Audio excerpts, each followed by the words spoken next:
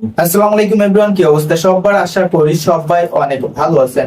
আজকে আমরা এই দুইটা ওষুধ নিয়ে কথা বলবো। এই দুইটা ওষুধের কাজটি সে সম্পর্কে আপনাদের জানাবো।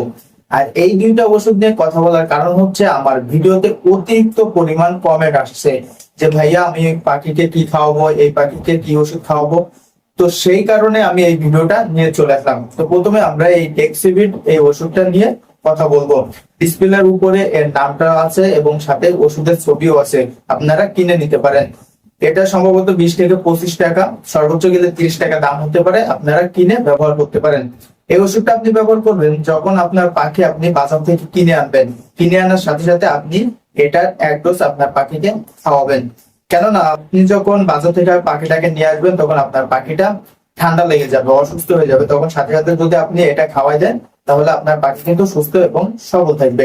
স্বাভাবিক ঠান্ডার জন্য এটা। যদি আপনার পাখি অতিরিক্ত ঠান্ডা লেগে যায়, মানে এই ওষুধটা খাওয়ানোর পরেও আপনার পাখির ঠান্ডা ভাবটা কাটেনি এবং সুস্থ হয়নি, তখন এই ওষুধটা আপনি ব্যবহার করবেন।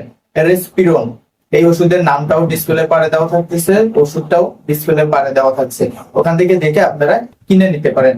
এটা 130 থেকে 150 টাকা মতো দাম পড়বে। তো আপনারা এই ওষুধটা তখন খাওয়াবেন যখন দেখবেন এই ডেক্সিভেট ওষুধটা খাওয়ানোর পরেও আপনার পাখি সুস্থ হচ্ছে না, মানে পাখির অতিরিক্ত ঠান্ডা লেগে গেছে, চুনা পায়খানা করছে, সবুজ পায়খানা করতেছে, এরপরে ঝিমাচ্ছে, মানে খুবই খারাপ একটা অবস্থা, একদম ঠান্ডার শেষ মাত্রায় চলে গেছে। তখনই এই ওষুধটা আপনি খাওয়াবেন। এটা 1 থেকে 2 ডোজ খাওয়ালে আপনার পাখি কিন্তু সুস্থ এবং সবল হয়ে যাবে। তো কথাটা মাথায় রাখতে হবে, যখন ঠান্ডা একদম স্বাভাবিক থাকবে তখন কিন্তু এই ওষুধটা খাওয়ানো যাবে না, তখন এই ওষুধটা খাওয়াতে হবে। এটা হচ্ছে ডেক্সিভিন, যখন হালকা ঠান্ডা থাকবে তখন।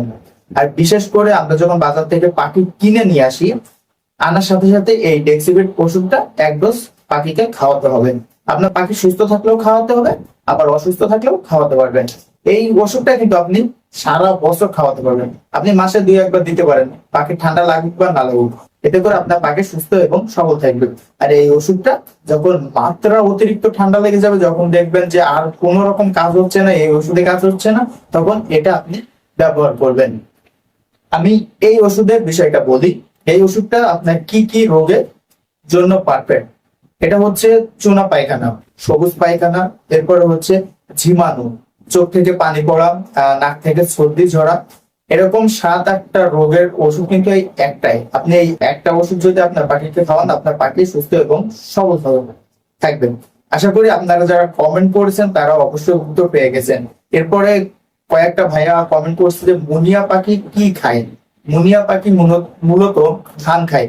আমি আমার বাজিগারের খামার ভিতরে মুনিয়া পাখি দিয়ে রেখেছি, তো ধান গম এগুলো সবকিছুই খায়।